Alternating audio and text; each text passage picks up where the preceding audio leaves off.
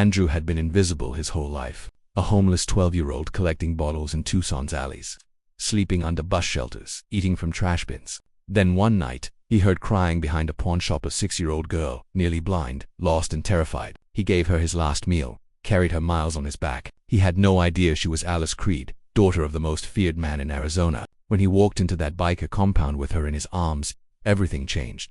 Andrew survived by being invisible. In scorching Tucson, he'd mastered disappearing. His home was whatever space the city forgot. This week, a rusted bus shelter. Every morning he'd collect bottles and cans for meal money. And here's what separated Andrew from the hardness this life carved into people. He never ate alone. He'd split his fries with stray dogs, speaking gently to forgotten creatures like himself. His heart refused to harden. He didn't know that in 4 hours, his life would explode. Across town, 6-year-old Alice sat tracing raised letters she could barely see. The community center's reading session was her favorite. She was nearly blind in one eye. Then an explosion ripped through the basement. A faulty generator. Smoke poured through vents, thick and choking. Staff grabbed children frantically, counting heads in chaos. Alice clutched her rabbit and followed the movement, her limited vision making everything worse. Outside, in the confusion, Alice slipped through the cracks. She stood alone on the curb. Her nanny was nowhere. Fear consumed her, so Alice walked away, thinking she'd find somewhere quiet. She walked 4 blocks, each one taking her further from safety into Tucson's dangerous streets.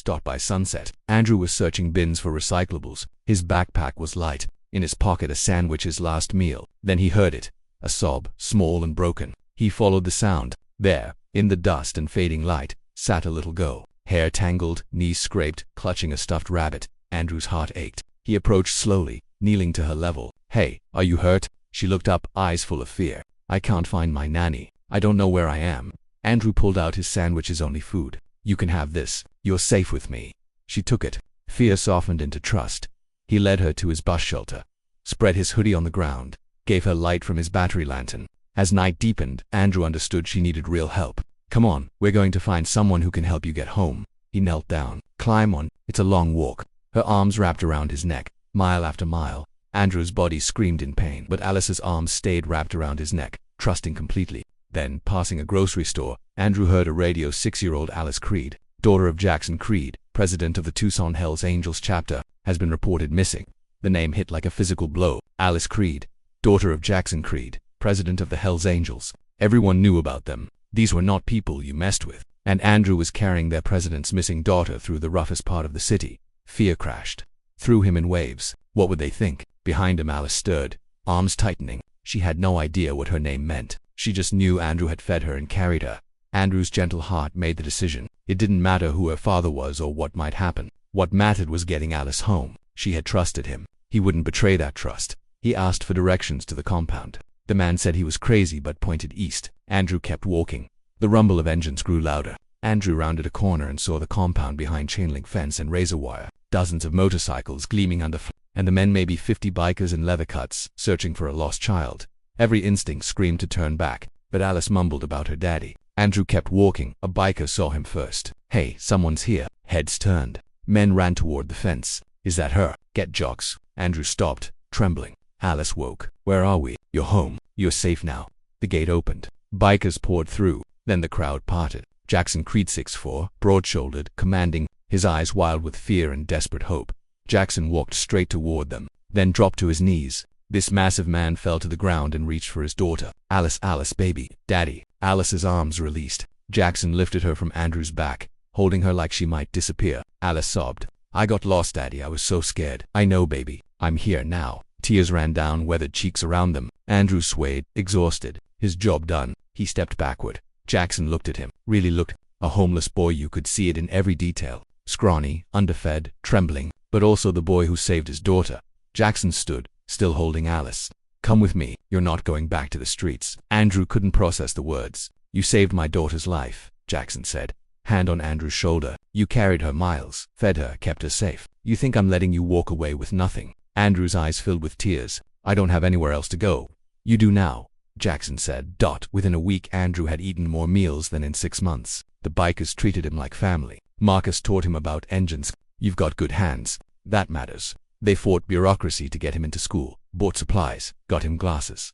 Alice was always near, calling his name. "Andrew, where's Andrew?" She'd grab his hand, pull him along, rabbit in her arms. The bikers watched, understanding. Andrew saved Alice. But Alice was saving Andrew back. A month later, Andrew sat watching sunset. Jackson joined him with root beers. You settling in? Okay. Andrew thought about it. A month ago, invisible, hungry, alone. Now a bed, meals, people who knew his name. Yeah, it feels like home. Good, Jackson said. Because you are home, kid. Their friendship grew. Every Tuesday and Thursday, Andrew read to Alice. He taught her to recognize sounds, Marcus's deep rumble, her father's Harley. One evening, Jackson found them looking at a star book. Andrew's my best friend, Alice announced. Forever's a long time, baby girl. I know, that's why I said it. Later, Jackson told Andrew, she means it, and so do I. When I said you weren't going back to the streets, that was forever too. Years passed. Andrew thrived. By 16, he was a skilled mechanic. He graduated high school. Alice grew into a confident girl who excelled at helping others. Their bond never weakened. Andrew's story became legend in the club. New members heard about the homeless kid who'd carried the president's daughter through the desert. They told it as a reminder. Loyalty, kindness, courage to help when the world says they're not your problem.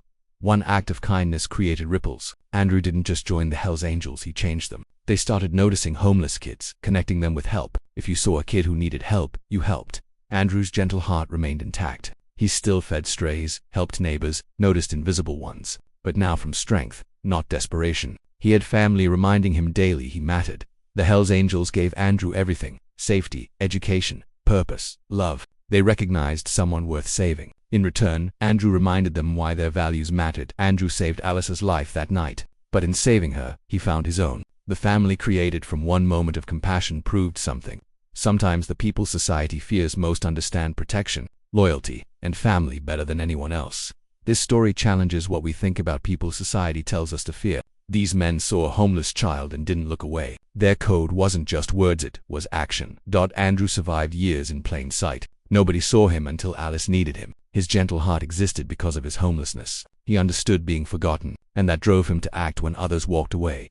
Community isn't about proximity, it's about seeing each other. The Hells Angels saw Andrew as worthy of love. They saw past the dirt to his character, and Andrew saw them not as outlaws, but as family who'd show up when it mattered. There's power in being seen when the world teaches you you're invisible. Alice gave Andrew that in the alley. A 6-year-old with limited vision saw him clearest. In seeing him, she saved him.